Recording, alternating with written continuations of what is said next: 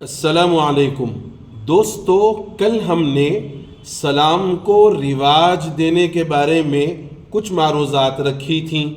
آج یہ عرض کرنا ہے کہ سلام کا آغاز کب اور کہاں سے ہوا۔ جب اللہ تعالیٰ نے حضرت آدم علیہ السلام کو پیدا کیا اور ان کے جسم کے اندر روح پھونکی تو ان کو چھینک آئی۔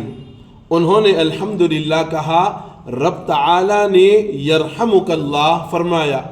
پھر اللہ تعالیٰ نے حضرت آدم علیہ السلام سے فرمایا کہ اے آدم، ان فرشتوں کی طرف جاؤ اور ان کو السلام علیکم کہو۔